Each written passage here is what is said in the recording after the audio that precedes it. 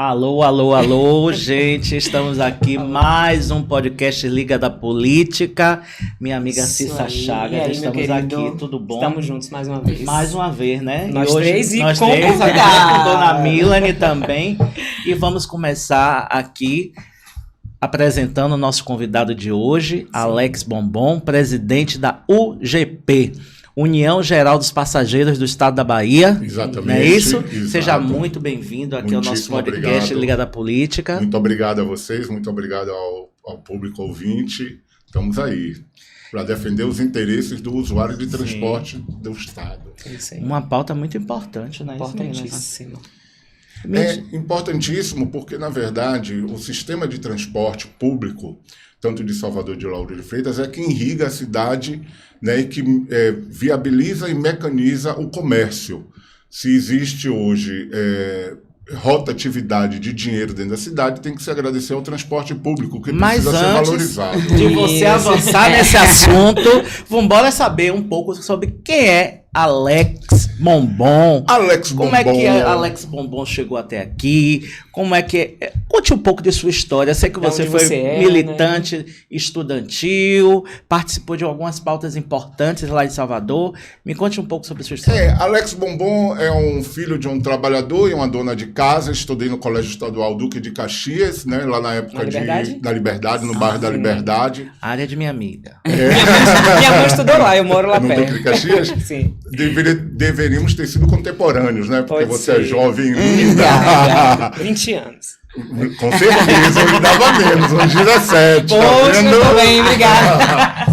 Então, o que ocorre? Eu estudei lá, fui presidente do Grêmio do Duque de Caxias, né? Fui líder de sala, presidente do Grêmio, fui para a União Municipal e Metropolitana dos Estudantes Secundaristas. Lá eu fui representante dessa união na comissão de meio passe estudantil e meia entrada nos cinemas e teatros, na época da prefeita Lídice da Mata. Foi uma luta nossa para tornar o Vale Escolar em passagem estudantil. Qual a diferença? A diferença não está só na nomenclatura do benefício, mas o benefício era válido de segunda a sexta, e no horário de 7 da manhã às 22 horas.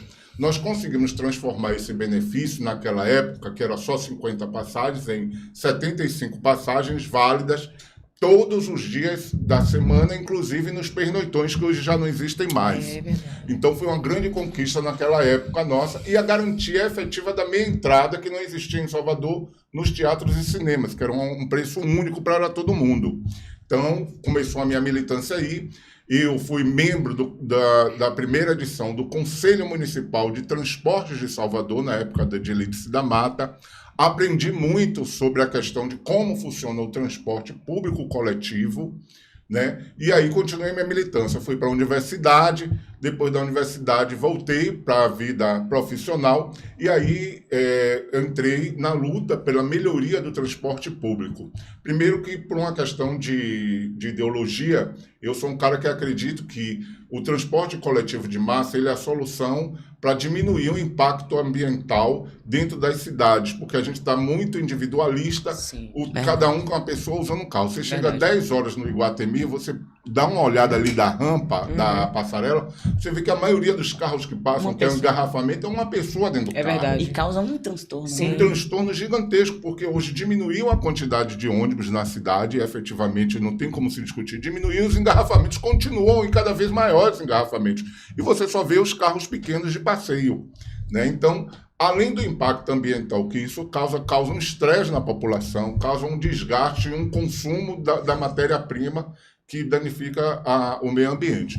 Então, eu busquei interagir com esse setor para quê? Para que a gente crie pautas sustentáveis e, ao mesmo tempo, defendendo os interesses do passageiro.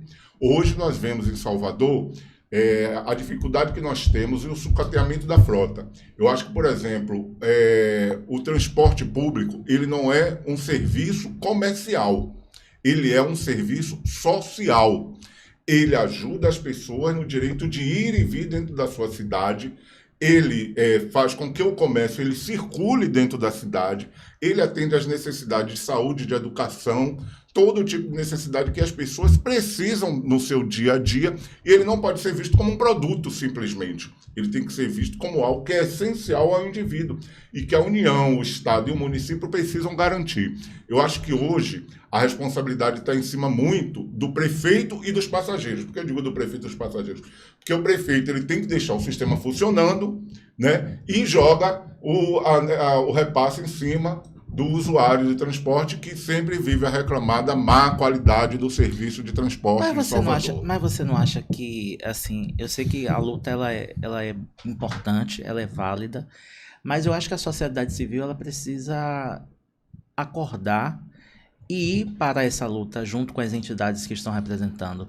Existe essa dificuldade de estar recebendo esse apoio mesmo, não só de rede social, porque não adianta eu ser militante de rede social e não resolver as coisas. Não adianta a passagem como aumentou semana passada em Salvador, que foi para 5,20.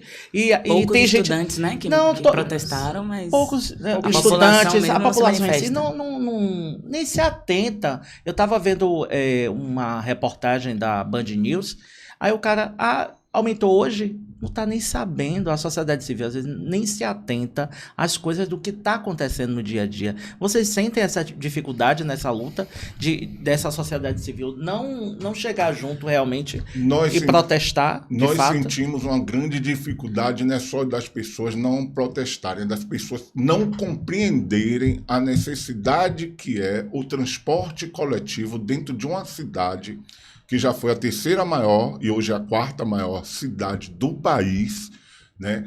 Inclusive no seu desenvolvimento estratégico para o futuro.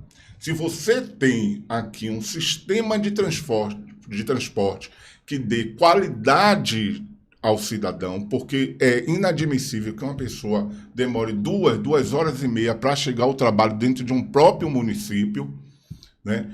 Isso aí tem uma questão de salubridade, né? Salubridade, porque você não conta no seu tempo de serviço, nas suas 8 horas de serviço, você não conta as 2 horas e meia que você sai de casa para o serviço, você chega no serviço e que você volta de casa para o serviço, do serviço para casa. Quer dizer, são 4 horas de relógio, né, que o cidadão está sem um lazer, está sem uma cultura, está sem uma educação, está sem uma saúde, ainda sofrendo estresse. Está no estresse. Né? O cidadão ele não tem consciência disso. Ele não tem consciência dessa hora perdida e o custo que é essas horas perdidas no transporte, na locomoção, para uma cidade do tamanho de Salvador. Entendeu? Imagine no impacto da tarifa. Porque o cidadão ele não reclama porque ele quer um bom serviço. Se o serviço fosse bom, ele pagaria sem reclamar. Entendeu? Mas o serviço é caro, é, em parte, ineficiente e precisamos ter uma política que a população compreenda de deslocamento dentro da cidade. Para tornar o quê? Para tornar a cidade mais agradável para se morar, para se trabalhar, para se viver. Essa evasão que foi constatada pelo IBGE, ela não é à toa. Salvador é uma cidade difícil de sobreviver, é uma cidade estressante do ponto de vista de você ter tranquilidade e paz para você sair para trabalhar, seja pela questão do transporte, da segurança, da qualidade de vida. Você não encontra isso em outras cidades do Sul, porque o transporte ele tem uma qualidade melhor, você tem uma segurança melhor. Né? Só não ensina o Sul, Rio e Rio de Janeiro. Sul... Não, Sul que eu falo... Sudeste não, Sul mesmo. É Sul. Sudeste é uma mistura, né, do Brasil como um todo. É aquele caldeirão do Brasil, que vem um pouquinho de cada lugar e eles ainda se acham como quase uma raça superior, que é uma raça mais miscigenada do que o nordestino e do que o Alex, o que é que você sente de dificuldade da militância que você fazia na época estudantil lá do... Posso ser muito sério, compromisso. Para agora. Compromisso. As pessoas estão perdendo um compromisso. O individualismo, infelizmente, está sendo algo que está acabando com os movimentos. A preocupação consigo próprio. Quando eu compro um carro e quero ir da minha casa para o meu trabalho e vice-versa, dentro do meu carro com ar-condicionado, com meu som sozinho, eu demonstro claramente o meu individualismo. Eu acho que o individualismo é o grande problema, a grande dificuldade do nosso falta de mobilização. E tem famílias até pequenas, né, que tem 2 carros. Um casal, cada um tem um carro, vão para lugares próximos, mas cada um vai com seu carro. Eu conheço uma família que eles não têm 2 carros, não, que eles têm 3 carros. Uma que é do pai, da mãe, e uma da babá que leva as crianças para a escola. Sim. A babá tem um carro. Achei chique. Agora, mas quando a gente vê na prática, chique na teoria, mas na prática nada eu sustentável. acho isso nada sustentável, né? É uma agressão, inclusive, para a renda do soteropolitano, da periferia, é uma agressão muito grande, entendeu? Mas é a realidade que nos deparamos, infelizmente, do individualismo, da questão de que as pessoas não se preocupam com o todo.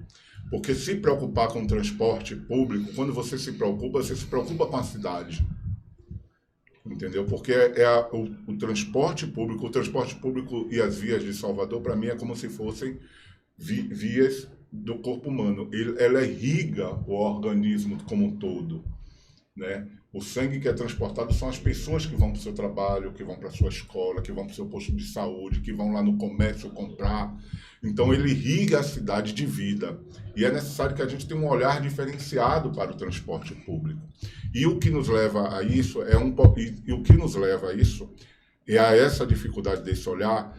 A nossa UGP entrou com um processo, inclusive, porque tem um sistema de transporte que funciona, que nós consideramos clandestino, que não aceita os benefícios da gratuidade da meia passagem, né, para os estudantes, para deficientes da gratuidade, para idosos, para mães e filhos de autistas, porque eu defendo também a causa dos autistas. Eu estou nessa luta aí com a Aliança Núcleo de Mães Autistas e eu sinto na pele a dificuldade que elas têm para levar seus filhos para terapia, para levar seus filhos para fonoaudiologia, para levar seus filhos para os tratamentos necessários. Sim. É um absurdo as vans que funcionam em Salvador não darem a gratuidade aos idosos, né? Além disso, expulsam os idosos dos pontos de ônibus porque elas estacionam nas baias que deveriam ser dos ônibus e os idosos têm que ir para o meio da pista para tentarem pegar o ônibus coletivo quando eles param. Então, a nossa luta hoje é para que a prefeitura dê de uma vez por todas uma definição para essa situação do transporte que circula lá em Salvador. Além da questão da evasão fiscal que existe.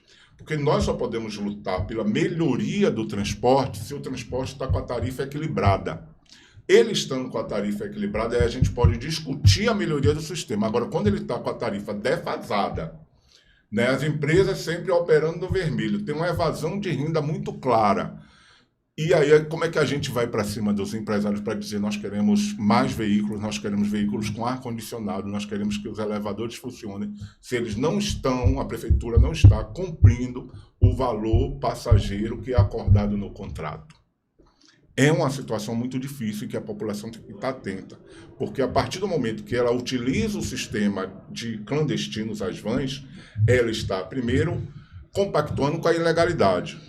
Ela está dificultando o sistema operacional de transporte. Agora, essa fiscalização, ela não é feita pela CEMOB? Ela deveria ser feita pela CEMOB. E como é que vocês atuam nessa ação, até para oficiar a CEMOB, para que se faça cumprir essa fiscalização? O que a gente tem de ofício e de pressão em cima do secretário Fabrício Miller não está no gibi. E cadê o Ministério Público? Não tem acionado? Vocês chegam a ter algum retorno ou nada é dito?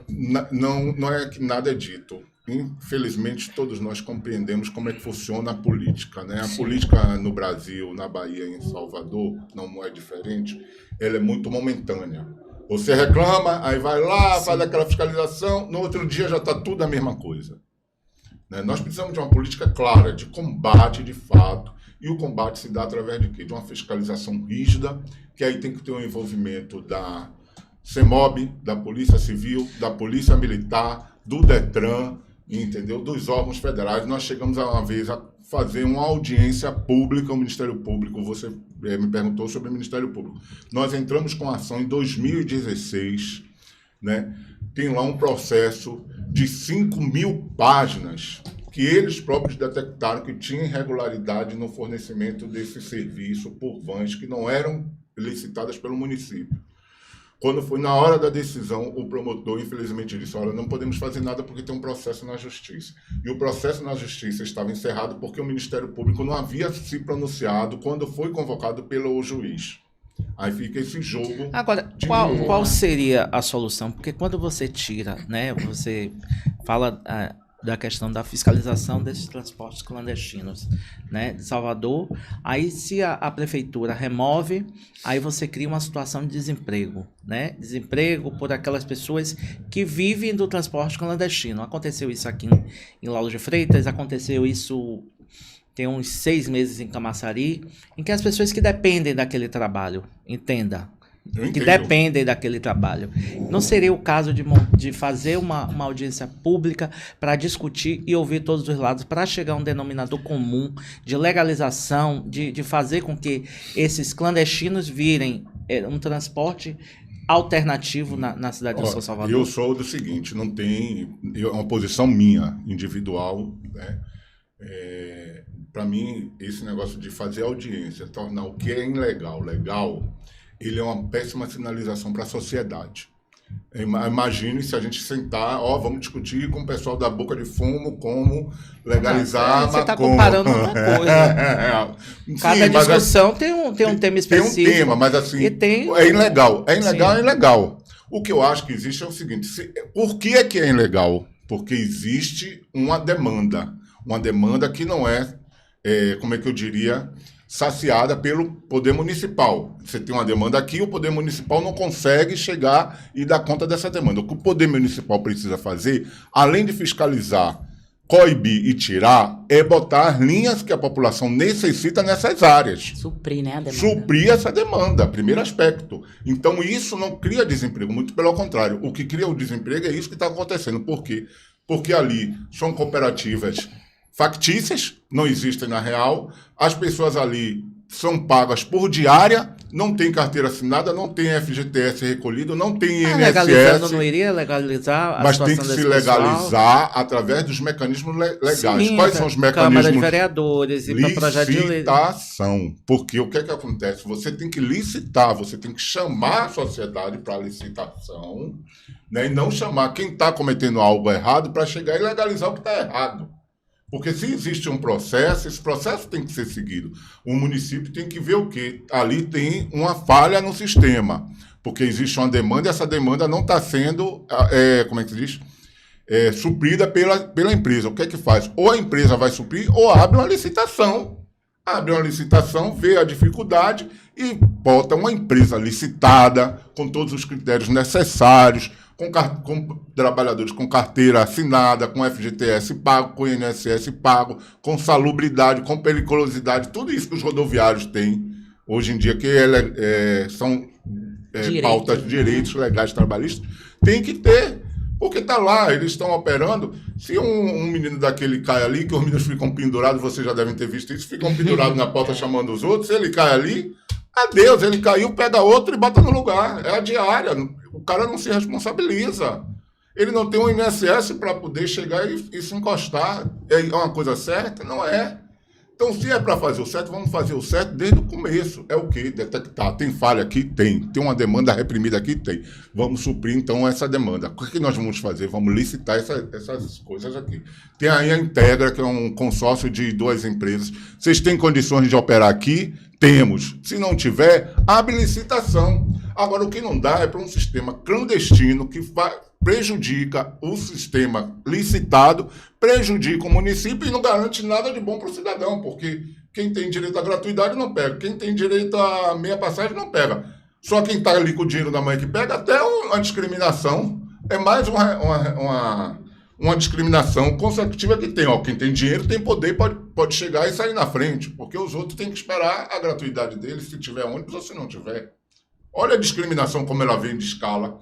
O pobre prêmiozinho que tem lá, os 5 para pagar no clandestino, tem o direito de ter aquele acesso mesmo ilegal, porque o que tem gratuidade não tem que esperar o poder municipal garantir a gratuidade dele.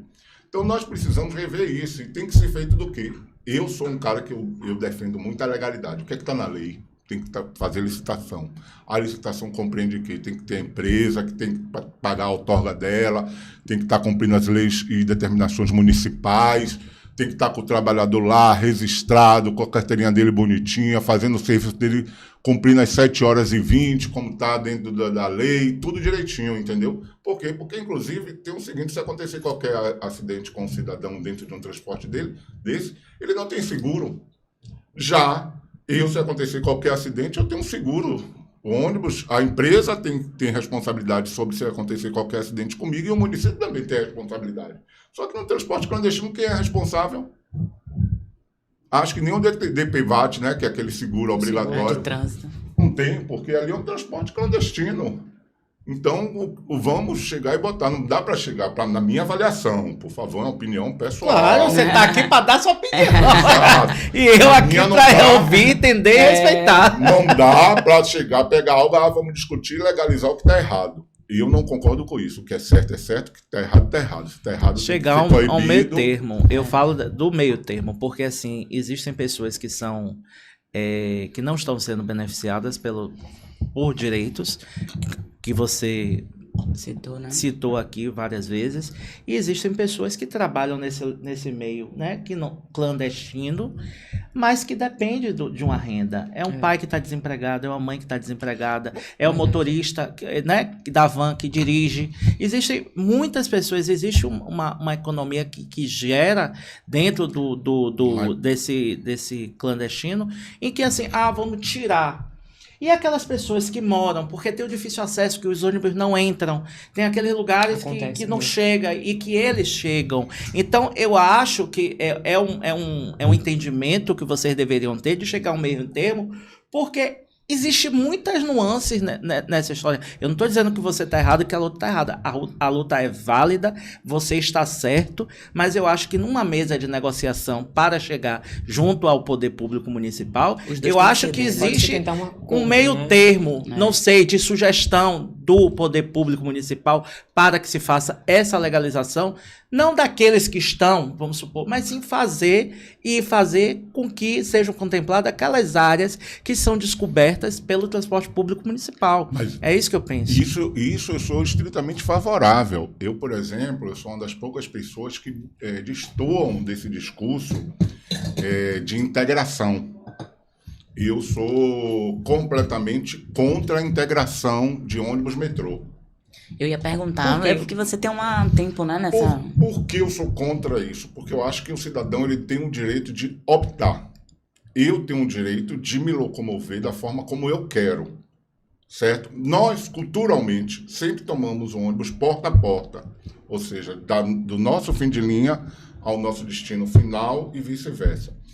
O metrô atrapalha muito a vida, principalmente dos idosos, porque eu aqui não represento só o pessoal da minha faixa etária, eu também represento os idosos que eles têm, e ultimamente tem crescido o número de idosos que rodam a cidade de Salvador, até pela questão da crise econômica, porque as famílias põem os idosos para fazer as atividades, para poder economizar aqueles 10 e 40, porque assim, eu sou autônomo, eu ganho, graças a Deus, acima de 2 salários mínimos, mas até eu mesmo para sair para a rua, eu penso 2 vezes.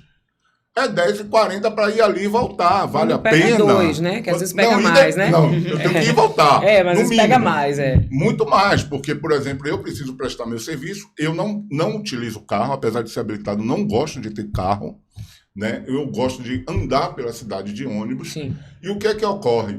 É caro essa locomoção. É caríssima, entendeu? Teve uma cidade lá em São Paulo, uma cidade muito rica, né, que deu a gratuidade.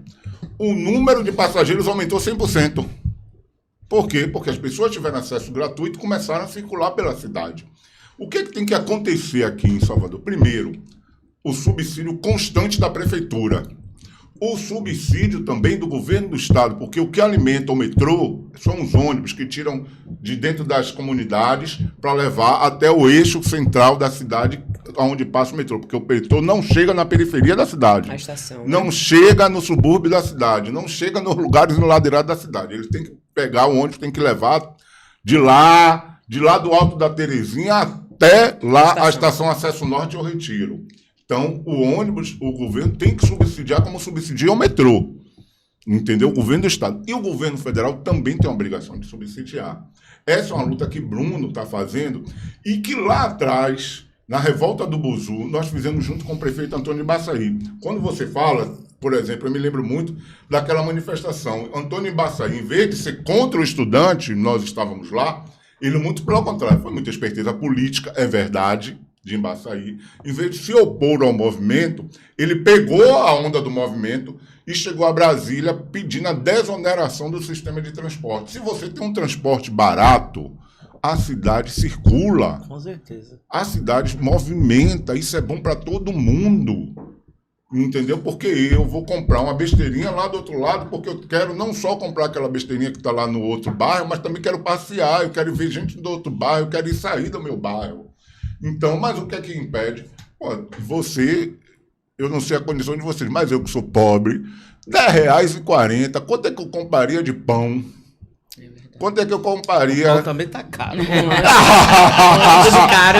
Então, mas está tudo caro. Entre o pão... Eu compro pão por menos de R$2. Entre o pão mas e é o transporte, família, né? é o pão. É a necessidade ali, na boca do estômago. Você filho. pensa, é o quê? É o transporte ou é o pão? É o menino ir para a escola de uma forma mais confortável Uma e merenda, rápido, ou uma merenda? O menino vai andando. Mesmo pagando meia, vai andando. Quer dizer, imagine o menino andar 2, 3 quilômetros para a escola, já chega lá cansado e exausto, sem condições de aprender.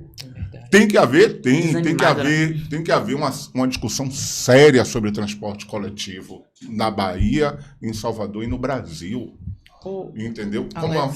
Não, pode falar disso. Como uma forma de política de sustentabilidade para diminuir a poluição, para diminuir a exploração mineral, porque tudo ali são componentes que vêm da natureza. Você precisa ter como vetor de economia e de expansão da cidade, como movimento da cidade, como tudo. É a veia central de movimento da cidade, pô. Então nós precisamos discutir com seriedade. Sabe qual é o problema dos políticos? Eles só discutem quando o problema surge depois, quando ameniza o problema, pronto, passa. É igual o carnaval.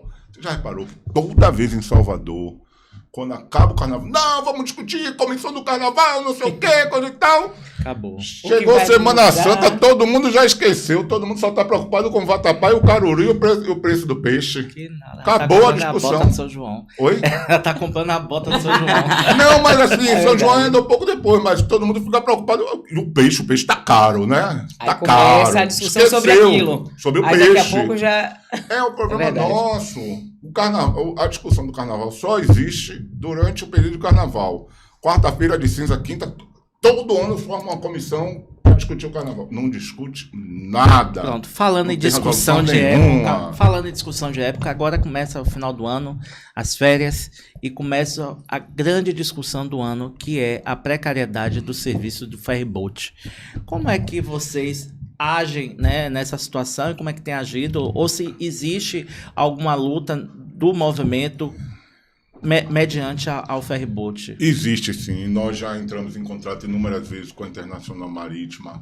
A Gerba, nós já solicitamos várias vezes informações sobre o contrato, sobre multa, entendeu? Infelizmente é uma luta árdua, porque se o transporte coletivo em Salvador você já não consegue mobilizar, imagine o transporte marítimo na época de férias, porque as pessoas reclamam muito na fila, e algumas até gostam para tomar cervejinha e fazer o pagode, mas infelizmente o que nós estamos vendo é uma frota sucateada do ferryboat, entendeu? Uma frota que está iminente de um acidente grave, porque já houveram alguns, já teve morte dentro do ferryboat, já teve batida de ferryboat, que ali me chama a atenção, e eu sou muito sincero aqui com vocês e com o público, não sei se aquilo ali foi proposital ou não, se foram os servidores chamando a atenção, porque os servidores são tratados de forma precária pelos seus patrões, entendeu? E aí acaba sobrando, na verdade, para o usuário, que sofre as penalidades pela disputa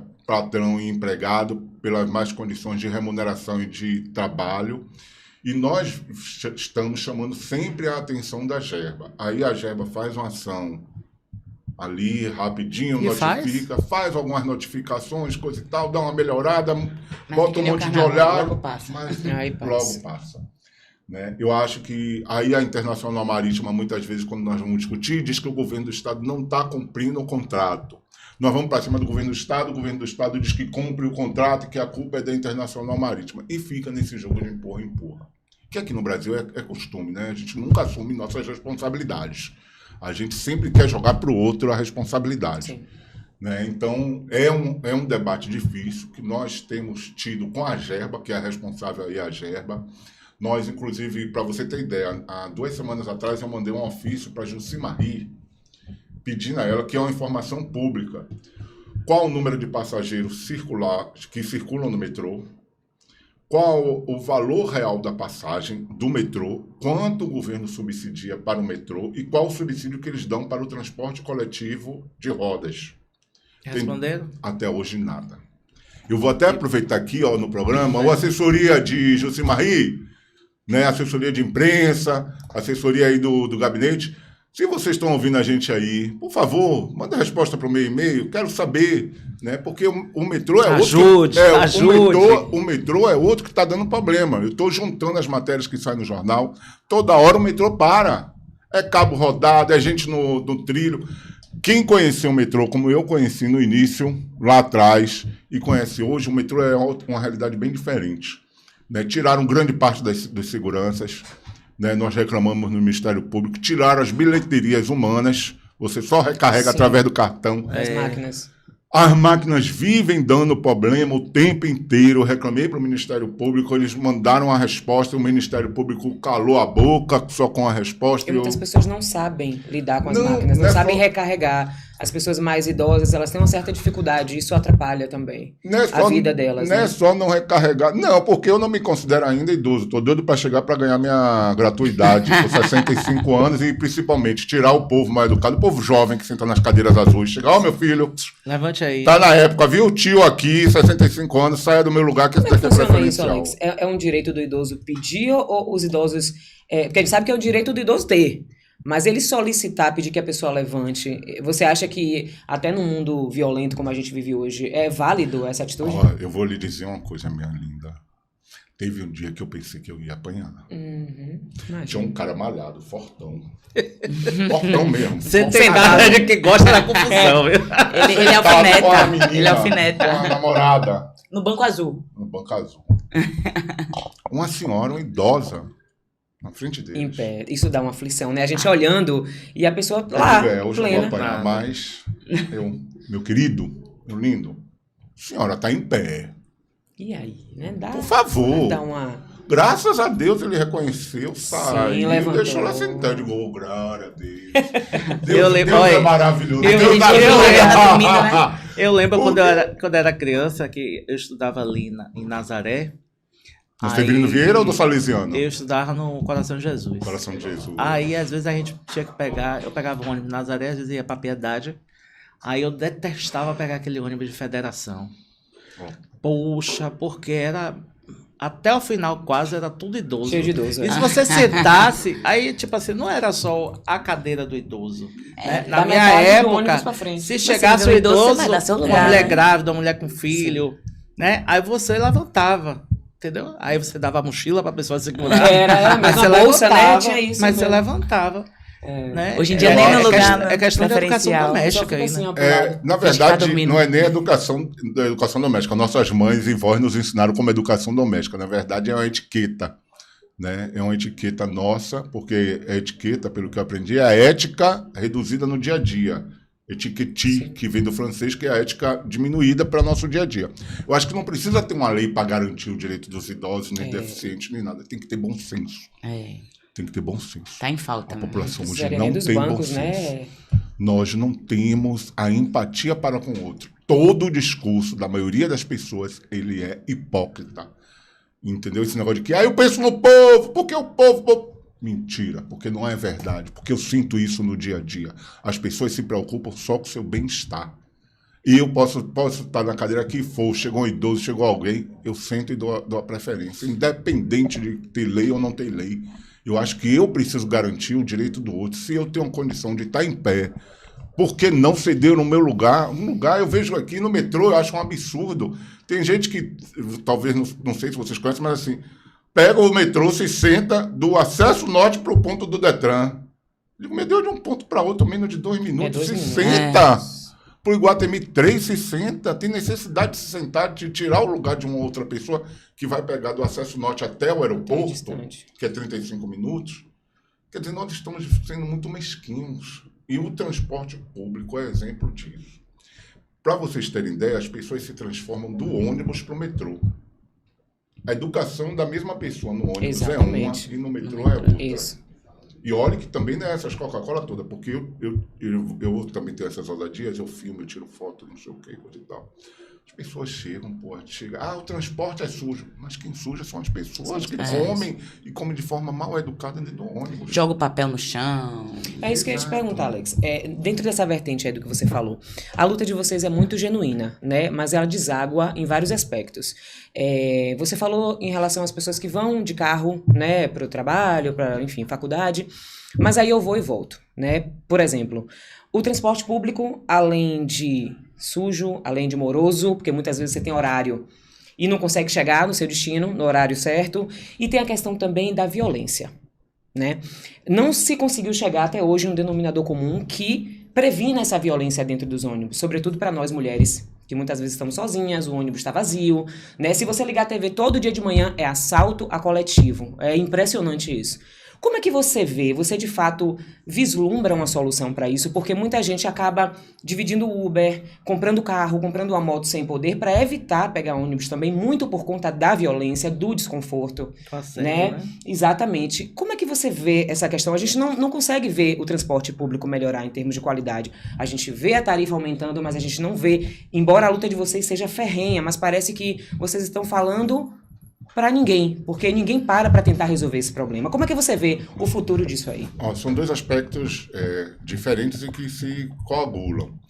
Infelizmente, o que falta, e eu vou voltar para a questão da empatia, é esquecer um pouco o palanque eleitoral e trabalhar em prol, de fato, da sociedade. Sim. Né? O governo federal, estadual e municipal precisam debater a questão de segurança pública e fazer um enfrentamento a ela. Na minha avaliação, o enfrentamento ele não se dá apenas pela repressão, ele tem que se dar com a inteligência, entendeu? Qual é o problema maior? Por que é que está tendo os assaltos? Cá para nós, vamos ser sinceros, grande parte dos assaltos que existem, dentro de coletivos principalmente, e de ladrões que vão atrás de um aparelho específico, que é o smartphone, que hoje eles não levam nem dinheiro, porque não circula dinheiro dentro dos ônibus. As pessoas não têm dinheiro vivo, não tem mais aquele volume de dinheiro na mão do cobrador, eles vão atrás dos smartphones. Por quê? Porque existe uma grande indústria do smartphone. Uma cadeia, né? Uma cadeia que alimenta também o tráfico de drogas e aí foi. Né? Existem aí algumas pessoas que estão nas redes defendendo que tem que chegar e ver, não é a questão só daquele que está ali na ponta, mas de que é um cabeça dessas organizações. Tem que matar os cabeças dessa organização. Matar no sentido, por favor, figurado, viu, gente? Levar para a justiça, prender esses tirar de circulação. Tirar de circulação, né? Pelo amor de Deus. Sentido figurado. Porque o que acontece? Não adianta nada você chegar a pegar 100 ladrões, 200 ladrões, que vão aparecer 1.000, 2.000 ladrões. Você tem que chegar e pegar quem são os mentores disso aí. Sim. Que fornecem as armas necessárias, que excitam tudo isso aí. Primeiro aspecto. Segundo, além dessa inteligência que é necessário também uma política real de educação. Porque o jovem sai da escola, a escola de segundo grau não forma um indivíduo para nada. Para nada. Né? Eu estou vendo aí o governador entregando escola de tempo integral. Não adianta entregar escola de tempo integral se o professor não está entusiasmado para dar aula, se ele está mal pago, se ele vai para lá pensando nas contas e que o dinheiro que ele ganha no final do mês, dando 60 horas aula semanal, não cobre as contas. Não dá para eu ser professor, estar entusiasmado com aqueles jovens, se o meu filho em casa está passando dificuldade porque eu não consigo suprir as necessidades dentro de casa.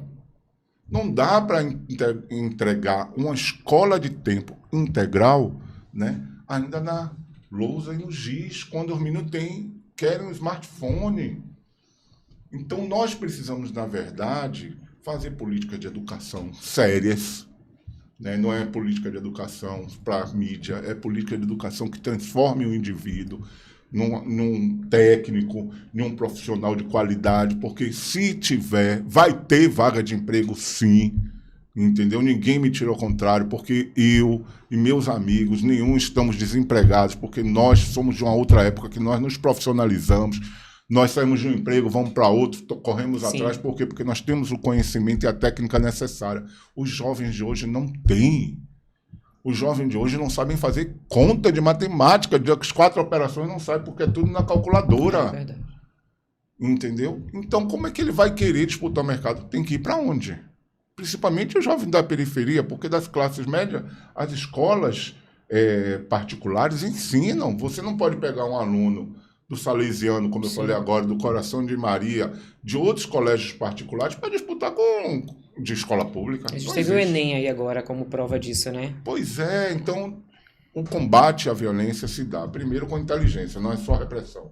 Você tem que ter também profissionais bem pagos, você tem que ter policiais bem pagos, profissionais valorizados, né? Porque o governo, na minha avaliação, não trata o policial como cidadão de bem, né? Não dá respaldo a ele para fazer as ações necessárias. Porque muitas vezes o policial tem medo de tomar atitude porque ele vai ser incriminado. Porque acha que ele é que é o errado na história. Né? Então, o governo tem que ter uma outra visão com relação à corporação, tem que preparar bem a corporação, tem que pagar bem a corporação, tem que dar equipamentos de ponta à corporação, tem que dar um salário digno, decente, da assistência à família, da assistência psicológica, da assistência social. Então, tem toda uma mega operação que tem que ser feita para o combate à violência. Chega lá nessa questão na ponta, né? Para chegar na ponta. Porque o policial, por exemplo, ele não pode morar no meio da favela. Em que o filho dele, a mulher dele, a mãe, todo mundo está ali à mercê da violência, exposto. Ele vai garantir a segurança dos outros e da família dele não garante? Ele vai perder o filho dele? Ele vai perder a mulher dele? Não pode. Né? Então, o Estado tem que pensar uma grande política.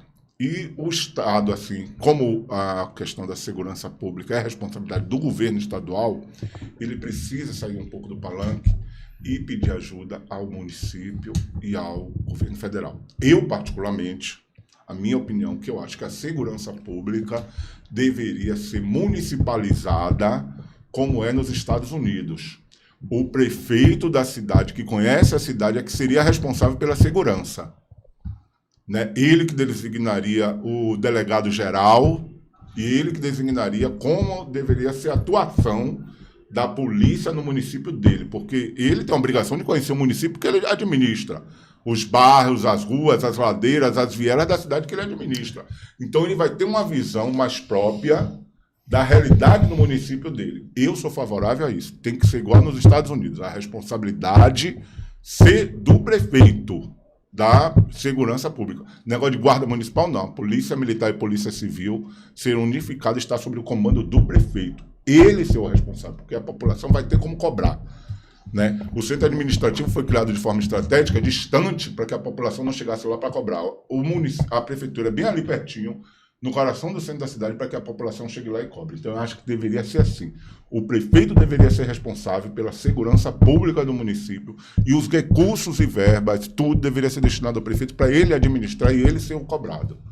A gente tem um problema muito sério, que é a questão da região metropolitana de Salvador, né? No que tange a transporte público também, né? Pior do que Salvador. Aí, a gente teve um aumento semana passada lá da Prefeitura de Salvador, e eles aproveitam esses aumentos em Salvador e atrelam o aumento deles aqui, sem dar nenhuma contrapartida de nada, e a Gerba não dá uma explicação, e você vê empresas aqui, principalmente aqui no Lauro de Freitas, teve a Expresso... Vitória, e teve uma outra daqui. Tem a Costa Verde aqui, tem a Vitória... Não, teve uma que foi fechada. Que foi fechada e os passageiros acordam de manhã e nunca... Não tem ônibus, não tem nenhuma explicação. Não tem uma explicação. Aqui na região metropolitana, primeiro que eles não têm fiscalização, então eles não seguem um horário, né? Quem vai trabalhar às 7 horas da manhã tem que sair 5 horas, tem que acordar 4 para poder arriscar ter um ônibus 5, vai depender Do dia, né? do dia, do Do bom humor do humor motorista. do motorista. Eu não queria nem dizer isso para não desrespeitar a Mas categoria. alfinetar. Mas, assim, como é que vocês têm agido mediante essa região metropolitana? Que, por exemplo, Salvador, você tem uma licitação, você tem um contrato que minimamente você pode exigir alguma coisa, você tem uma secretaria, que é a CEMOB, que está ali fiscalizando. Região metropolitana, Salvador, Camaçari, Simões Filho, toda a região metropolitana, Candeias, você não tem uma fiscalização da AGERBA, que é uma fiscalização urgente, que urge, né, que tá ali todo dia no ponto de ônibus, você não tem. Quando você vai para lá, para a Gerba, você não consegue uma explicação de nada. Você vê que você mandou um ofício que minimamente você não responde. Então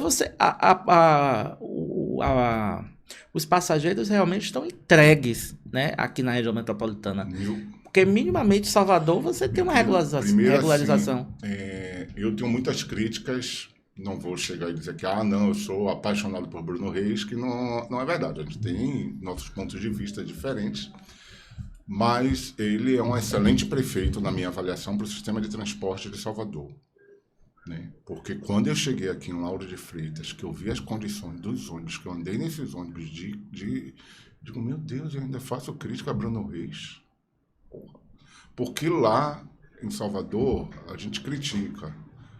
Mas aqui, meu pai, eu não tenho nem o que... Não tenho assim, nem palavra para qualificar. O que é abaixo de crítica? Como é que eu dou um 0, um menos, negativo, menos? Gente, vocês têm aqui uma prefeita, tem que ir para cima da prefeita, porque assim, o transporte é metropolitano, mas tem uma liderança institucional constituída, que inclusive é aliada do governador, que precisa dizer a Gerba, fiscaliza as empresas, já que é você que dá autorização aqui para elas circularem.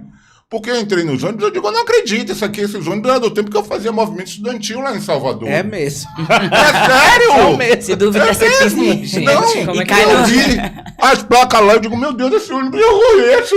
Sabe aquela saudade que deu, aquela coisa? É você que tá aí. Ui, quanto tempo! Você pegava pelo Transol. É verdade, Você a entrada né? ainda era pelo fundo. Eu digo, eu conheço você, meu lindo. E naquela época, quer dizer, eu fiquei, que eu digo, pô, como eu sou exigente com o transporte de Salvador. Né? Aí passou 1 mês ou 2, pintaram os ônibus todos. Eu vi, eu digo, pô, ônibus novo. Quando eu entrei no ônibus, eu digo, meu Deus. Olha ele de novo. Olha, eles deram roupa nova. É Natal. Menino, que chamaria linda, hein? Quem é esse? Então, o que ocorre? Eu acho que a população precisa também pressionar, como nós fazemos lá. A gente pressiona o secretário de transporte, a gente pressiona o prefeito, a gente vai para cima, manda ofício, faz manifestação. Eu fico lá 2, 3 horas na porta do secretário, até o secretário me atender, e o povo de Lauro de Freitas precisa fazer isso.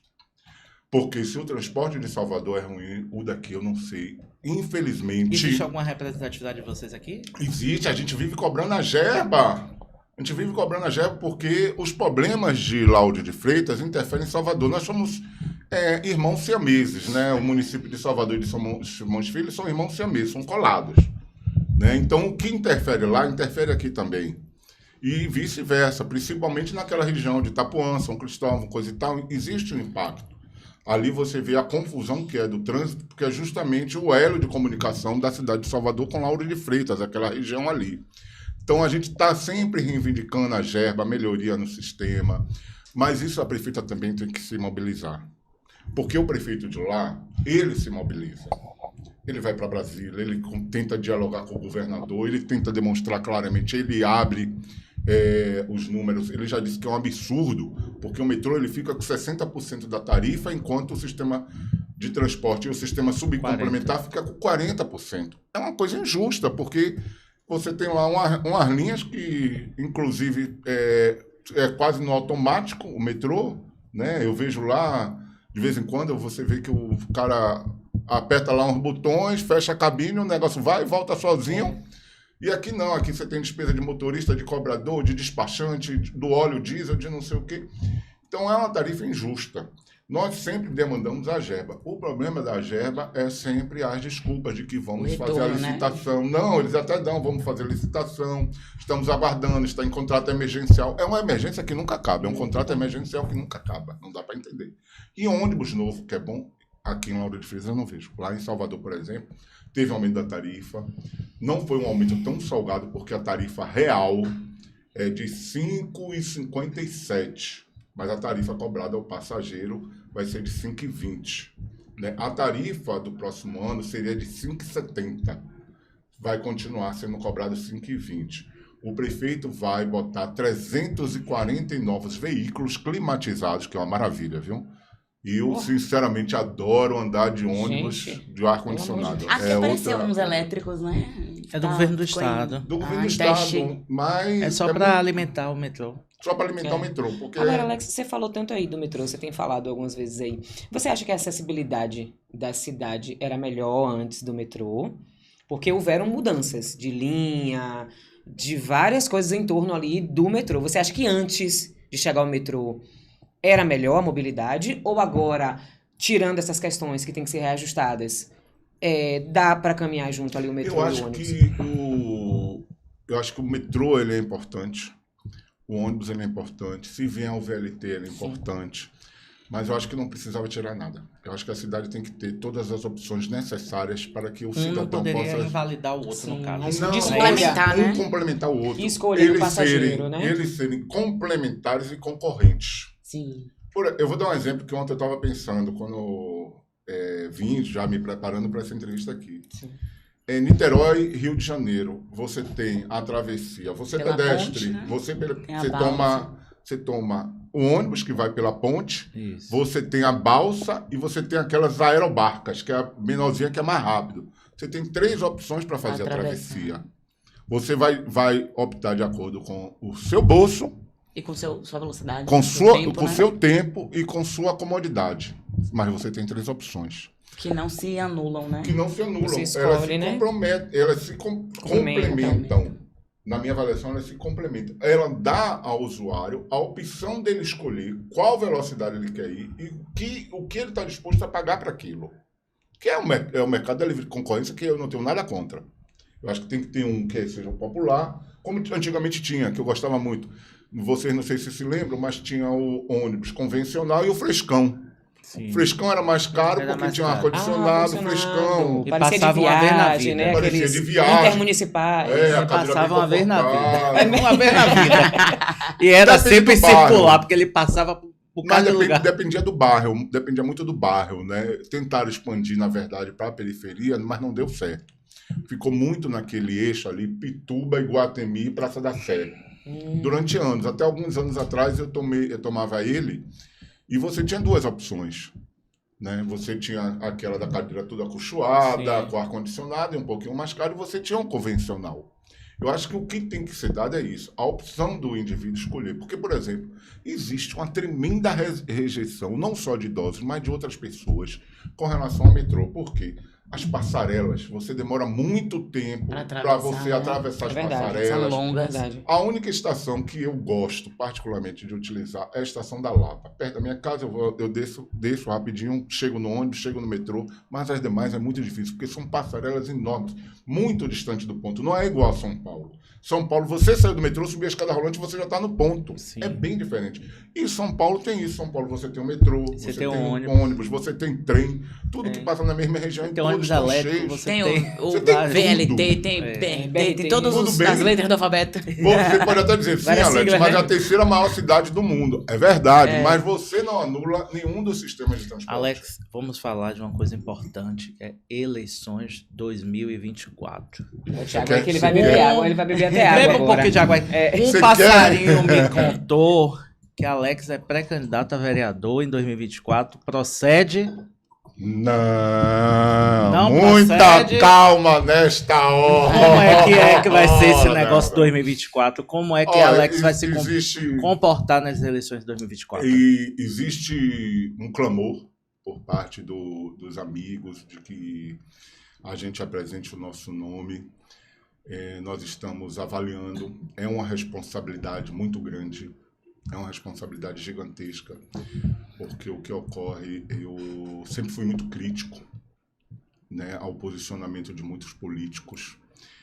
Isso não quer dizer que eu não fique lisonjeado, porque uma coisa é quando você quer ser algo, outra coisa é quando as pessoas reconhecem em você algo como qualidade de liderança para encabeçar um projeto.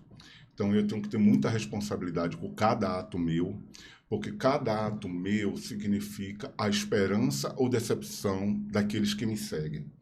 Então, eu estou fazendo reflexões profundas, porque significa também abrir mão de muita coisa, de minha privacidade, de até mesmo algumas ideias minhas, para conseguir, na verdade, condensar o desejo de uma parte da população a qual eu vou representar. E, sinceramente, eu hoje tenho 50 anos de idade. Eu acho que com 50 anos de idade eu não tenho mais a capacidade de errar. Eu não tenho mais o direito de errar. Eu não tenho mais o direito ao perdão. Então eu não posso errar com essas pessoas. E isso me impõe uma responsabilidade muito grande de se chegar a sair candidato, e de se chegar aí à Câmara Municipal. E o que está faltando para Alex bater aquele martelo e dizer assim, não, vou ser aí candidato? O que falta é justamente esse entendimento interior meu.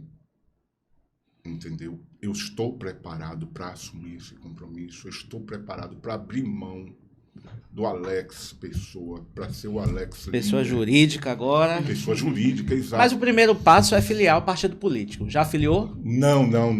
Estamos ainda primeiro discutindo, Sim. Né, a composição dessa ideia. Por que isso? Mas pelo visto, isso aí vai sair na base do prefeito, né? É um partido da base do prefeito. Eu não diria que seria da base do prefeito. Eu diria que seja aliado a algumas ideias que eu tenho de melhoria para Salvador. Entendeu? Eu acredito, na verdade, que o prefeito de Salvador ele fez um trabalho muito bom para Salvador. Né? Diria até tão bom quanto o antecessor dele. E que eu acho que tem que dar continuidade. E você já recebeu proposta de algum partido? E se já, qual foi? Já recebi proposta, né, do PL, e que eu tive com o assessor da deputada Roberta Roma, Sim. Rosalvo. Já conversei com o deputado Luciano Simões. Sim. Né? Hoje eu sou filiado ao Partido dos Trabalhadores. Sim. Né? E aí vem uma grande contradição que eu preciso, inclusive, chegar e trabalhar essa contradição, porque, inclusive, esse grupo de militantes que me deram essa incumbência, me deram essa responsabilidade, eles têm um campo, são de um campo adversário ao partido do governador.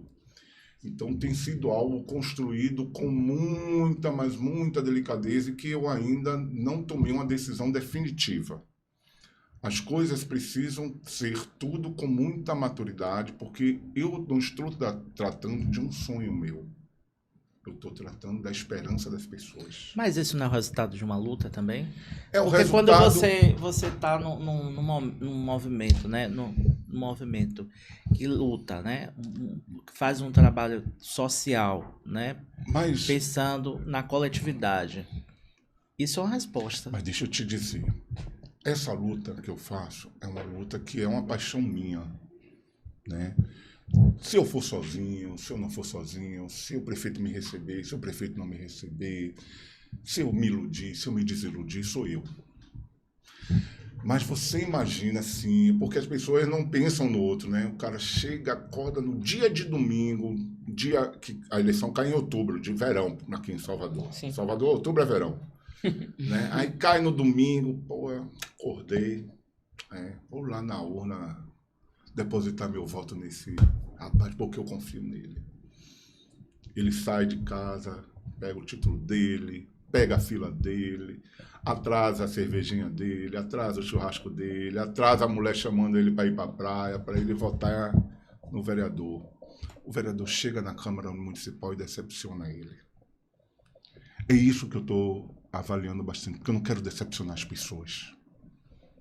Eu me decepcionar é uma coisa. Eu me decepcionar comigo mesmo, a responsabilidade é minha. Mas eu decepcionar 10, 15 mil eleitores, então eu tenho que ter muita certeza daquilo que eu quero fazer. Essa decepção, ela ocorre por conta de discurso e atitudes. Concordo. E eu preciso ter coerência. É importante, às vezes as pessoas,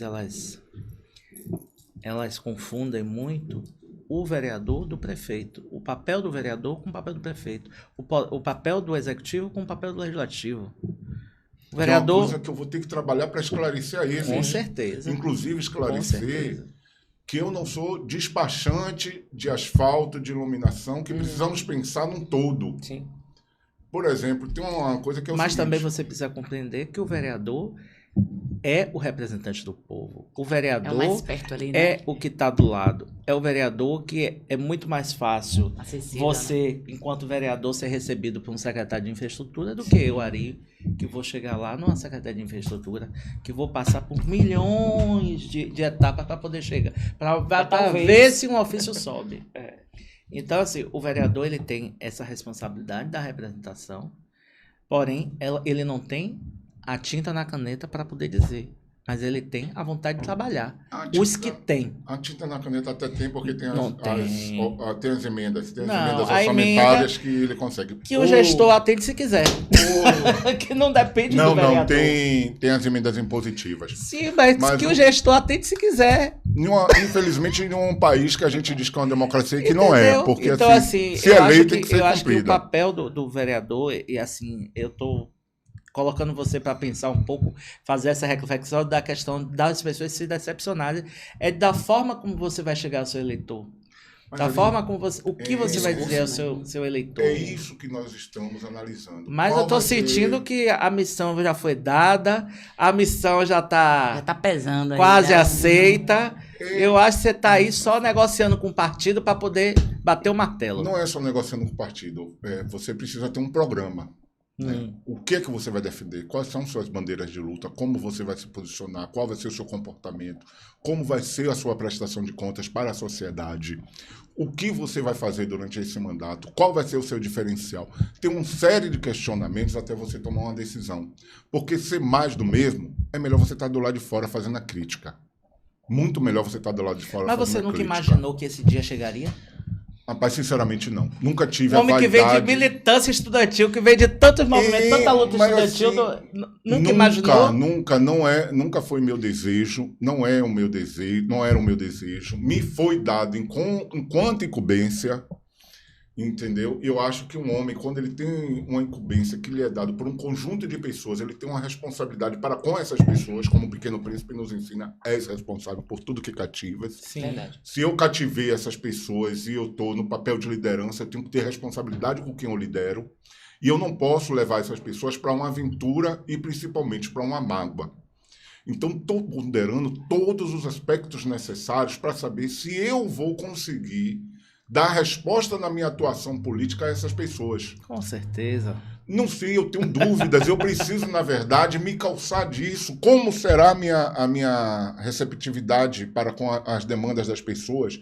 Porque eu já fui assessor e sou assessor, e eu sei que lá vem tanto uma pessoa que pede um bloco, que não é obrigação do vereador dar um saco de cimento, tanto quanto aqueles que vêm querer saber da luta geral. Mas isso seria algo que você só terá resposta na prática. Porque a gente observa que você faz algo por amor, né? Que essa luta pelo transporte, aquela questão que vem de você, de dentro, desde novo. Né? Essa luta é social. Então, eu acredito que o seu amor por melhorar essa situação... Porque o seu pensamento é melhorar a vida das pessoas. Sim. Você não está preocupado com grandes luxos, né? Que a população... Não, você quer que essas pequenas coisas ajudem, porque de fato impactam. Né? Exatamente. Então, eu acredito que o amor pela sua causa será maior do que esse receio, talvez, que você tenha. Não é receio. Do recebimento da condição final. Não. Do Se que eu você fazer a ideia de receio, me desculpe, mas não é receio. Mas é até normal, né? A gente ter esse... Será que eu vou? É normal parar e pensar mesmo. Avaliar, na verdade, primeiro, o que é que está sendo me imposto e até onde eu tenho condições de chegar. Porque a minha preocupação, aí vem, sim, não meu receio, mas o meu anseio, sim, é de não decepcionar as pessoas. Se eu chego para você e digo assim, olha, eu sou capaz de ir até aqui, e se você espera que eu vá até mais, aí é um problema seu. Mas se eu chego e digo a você, eu vou até aqui, É o não meu fui limite. nem até aqui, não fui nem até aqui, aí é um problema meu. Porque eu menti para você. As pessoas estão cansadas da política porque as pessoas mentem para obter o voto. Verdade. Mentem para obter o voto, é nojenta a política, porque os políticos, na maioria das vezes, não dizem a realidade que nós estamos passando, né? Vendem esperanças que não temos que ter. Nós temos que chegar e dizer para a população, a realidade é essa, ó, isso aqui que é o real, nós estamos nessa situação. A política, ele é um processo construtivo. Sim. E a gente tem menos de um ano para as eleições. Ah, mas essa decisão Então- sai até dezembro, não vai passar de Tá dezembro. vendo que já tá 90%? Não, Eu já já tô achando que 99%. Eu tô achando que esse medo é só definir o partido político e Não encarar é a só história. definir o partido político, tem uma série de definições que precisam ser feitas e comunicados que terão que ser feitos, né? Eu achei que você fosse anunciar aqui a pré-candidatura. É. Eu acho Vamos lá, que gente, isso... 3, Eu 2, achei- Eu acho que isso Eu acho já que- tá... Eu acho que o Liga da Política já é padrinho dessa candidatura. Vai, Já, ali, tá aperta vendo? ali, Já, menino, aperta. Já batizou o menino agora, aperta ali que vai nesse sair. momento, né? Então, eu já tenho que convidar, no caso de uma vitória nossa, a Ari para estar ao meu lado, toda a equipe aqui do Burburinho, né? Para subirmos junto lá à Câmara Opa, Municipal tá no vendo? dia 1º de janeiro de 2025. Anota aí, gente. esse Mas convite. o que eu quero dizer assim, nós estamos pensando com muita seriedade, nós temos assim um grupo, né, de pensadores junto comigo, porque eu sozinho eu não faço mudança, eu preciso das pessoas para me ajudarem a mudar. Né? Tem aí advogado que está comigo, tem economista que está comigo, tem professor de história que está comigo, tem outros militantes que estão comigo nessa elaboração do que é que nós vamos apresentar de diferente para Salvador. Qual vai ser o nosso diferencial? Mais do mesmo não queremos ser. Aquele vereador que vai para lá só, tira aqui da minha rua o lixo, não sei o quê, tira aqui... Assistencialismo. Assistencialismo. Nós vamos discutir o quê? Muito Tem lixo na minha rua. Qual é o problema? É que o contrato do lixo não está sendo cumprido. Né? Sim. Se não está sendo cumprido na rua que eu represento, e os outros lugares que eu não represento, como é que estão? Porque tem isso também. Mas às vezes o problema do lixo não é um problema do serviço que não está sendo executado, mas sim da falta de educação de quem mora e o horário que joga o lixo. Descarta ali. Mas deixa eu te descarta falar. o lixo. É tanta nuance É tanta quando a gente tanta fala de nuance. lixo. Mas o principal é o seguinte, de quem é a responsabilidade? Sim, da prefeitura. Da prefeitura. Se a prefeitura tem responsabilidade sobre a coleta e a coleta está ruim, não por causa da empresa que está fazendo a coletagem, sim das pessoas, a prefeitura tem um papel de educar as pessoas para que joguem o lixo na hora correta. Né? Porque o papel da prefeitura também Tem é gente que já educar. está falando como vereador aqui. Não, o papel da prefeitura é educar. É verdade. Eu me lembro uma época, quando foi implantada a lei do cinto de segurança, que a prefeita Lídice da Mata, em vez de chegar e botar logo a política de multar quem tivesse, ela primeiro fez uma campanha De educativa e foi muito bem recebida pela população. Eu acho que se você faz campanha educativa, entendeu? É melhor do que a campanha punitiva. Mas se você faz a campanha educativa e não muda, aí você vai para a campanha punitiva. Eu moro no Largo 2 de Julho, lá no centro da cidade, e vejo constantemente as pessoas jogando entulhos. Vejo as pessoas isso, no mais antigo centro do que da andar pra trás, cidade. pra frente, né? No centro da cidade do Salvador, no centro histórico, ali onde a Unesco tombou como patrimônio. Ali depois da feira fica uma confusão, né? Ali é uma confusão. Ali o prefeito deu uma melhorada, né? Melhorou bastante ali, há uns 15 dias, há 21 dias, deu uma melhorada maravilhosa. Mas, assim, a população tem que ser educada. Se não é educada, tem que ser punida. Né? Porque você só educa de duas formas, ou pelo amor ou pela dor. Alex, Outra coisa, por exemplo, tá, rapidinho, só pegando esse gancho, por exemplo, ficam falando que aí eu, como pedestre, Salvador é a indústria da multa. Toda hora eu vejo ciclista desrespeitando pestre, eu vejo motociclista desrespeitando o ciclista, eu vejo motorista desrespeitando motociclista e ciclista. Vejo um caminhão desrespeitando motorista de carro pequeno, que desrespeita motor. Toda hora. E o pedestre é quem é mais desrespeitado. Eu passo pelas sinaleiras, o povo passa no centro da cidade, por cima da sinaleira, no vermelho, sem respeitar a gente que é pedestre. Tem que multar? Tem que multar. Porque se as pessoas não vão pelo amor, elas têm que ir pela dor. Quando elas sentem no bolso, elas passam a respeitar.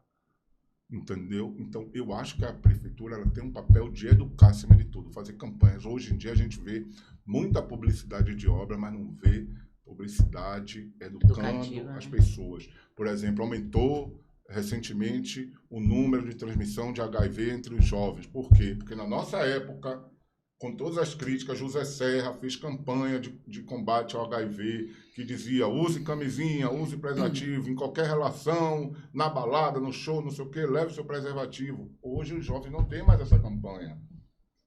Né? Os jovens voltaram a usar mais o cigarro. Por quê? Porque acabou as campanhas de combate ao fumo. Toda aquela política que foi implementada no governo Fernando Henrique sobre o Ministério da Saúde, quando era José Serra, que nós éramos adversários políticos, né? Eu fazia críticas, mas todas aquelas políticas influenciou toda uma geração a mudar seu comportamento. Com certeza. Você vê que aí, ó, eu faço meus exames de HIV, tudo certinho, de 3 em 3 meses, 6 em 6 meses. Por quê? Porque eu fui educado naquela época, isso, conscientizado aqui, a toda a relação, seja contínua ou esporádica, usar o preservativo. Proteja, Então, o papel do Estado é educar a população. E eu acho que o que falta muito é a educação da população. Mas o Estado falta no sentido de não educá-la, de promover muito suas obras, mas não promover uma mudança no pensamento da sociedade. Antes da gente finalizar, que eu acho que já está acabando, eu queria só que você falasse um pouco, a gente falou aí mais cedo um pouquinho sobre algumas classes que são desvalorizadas, né? Como professores, polícia, mas eu vejo também a classe dos motoristas e cobradores muito desvalorizadas. São pessoas que trabalham muito, né? E assim, como é que você vê essa questão? Decisões judiciais, salários, a gente tem a impressão que é uma categoria muito unida. É de fato unida mesmo? E quais são as melhorias que você enxerga? Você está me botando em uma sinuca de bico. Mas é porque a gente precisa falar dessas pessoas que estão à frente, na linha de frente da cidade. Eu acho que o que falta ao rodoviário é um sindicato bem preparado, né? Porque o sindicato, na hora de chamar para o rodoviário para greve, consegue mobilizar para a greve. Mas o rodoviário não é só isso. Sim. Né? O sindicato, infelizmente, ele está vacilando na minha avaliação, está perdendo vagas de emprego, porque o sindicato deveria estar aqui defendendo que não tivesse clandestino, porque tira a vaga formal do trabalhador. O sindicato deveria estar aqui defendendo que tivesse mais linhas de ônibus dentro da cidade, porque garante mais vaga do trabalhador. O que está acontecendo? A sobrecarga de trabalho com os rodoviários, porque está diminuindo a quantidade de rodoviários, então muitas vezes eles têm que dar mais horas extras. Sim. E é necessário, na verdade, que tenha bastante linha para que tenha bastante emprego e tenha bastante rodoviária à disposição. Então eu acho que está faltando muito uma política do sindicato, que aí é um problema deles, sim, não é meu, porque eu não sou sindicalista nem sou rodoviário, mas que falta uma direção mais efetiva, porque o problema não é só salário. Porque salário é bom, mas tem que ter dignidade, tem que ter instrumentos de trabalho, exatamente, tem que ter acompanhamento psicológico, tem que ter acompanhamento assistencial, entendeu? Então, você tem toda uma complexidade que envolve o trabalho. Você precisa, na verdade, ter um acompanhamento do trabalhador como um todo, desde a hora que ele sai de casa para trabalhar até a hora que ele retorna em segurança para dentro do seu lar. Você precisa pensar no trabalhador não só como aquele que vai para a greve pelo aumento do salário e nem só aquele que dirige o carro, sim, mas o trabalhador que está ali lidando com o passageiro do dia a dia, que o passageiro chega estressado, problemático, vai descontar nele. Né? Você precisa pegar um psicólogo para ele também descarregar aquela carga de energia que ele recebe do passageiro. Entendeu? São os problemas do dia a dia no trânsito. Imagine, se você tem problema de trânsito dentro de veículos de passeio, que tem ali uma fechada, o cara sai com a arma e atira no outro, imagine dentro de um ônibus que o cara é responsável, né, por quase 70 vidas na mão dele. É muita pressão na cabeça dele. Muita responsabilidade. E aí vem a CEMOB que multa por qualquer coisinha, vem o empresário que desconta as multas, vem o empresário que tem um horário, você tem que ter horário, porque senão a CEMOB me multa. É toda uma complexidade que aí, sinceramente, me desculpe, Hélio, que eu gosto muito, Thiago Ferreira, que é meu vereador, mas o sindicato ele tem que ser mais atuante no sentido de ver o trabalhador, valorizar o trabalhador e lutar pelo trabalhador, não só pelo salário, mas pela qualidade de trabalho e de serviço que ele presta para toda a nossa comunidade. Meu povo, tudo que é bom... É bombom! Tudo que é bom é bombom, né? Alex, Ai, querido, eu quero que você deixe suas considerações finais, fale para o seu público ali, deixe suas redes sociais, porque na próxima vez que você voltar, eu já quero você aqui, pré-candidato a vereador de Salvador. Vamos estar, viu? Com fé em Deus, vamos estar, agora que eu tenho um padrinho forte. Até o slogan já saiu aí da campanha. O que é bom é bom. Gente, primeiro eu gostaria de agradecer a vocês o convite. Muitíssimo obrigado. Eu acho que vocês têm que continuar nessa luta mesmo de fazer o debate social, o debate dos temas que interessam a população, principalmente a população mais carente da região metropolitana, em específico aqui do Lauro de Freitas. É um povo amado, maravilhoso e que precisa de muita ajuda dos meios de comunicação. Os meios de comunicação são essenciais para uma democracia. São vocês que são responsáveis em manter a democracia funcionando nesse país. Então, eu agradeço muito a vocês. Agradeço aos nossos ouvintes, ao nosso público participante. E estamos aí, estamos na luta. O meu Instagram é alex.emanuel.bombom, né? Eu estou aí na luta.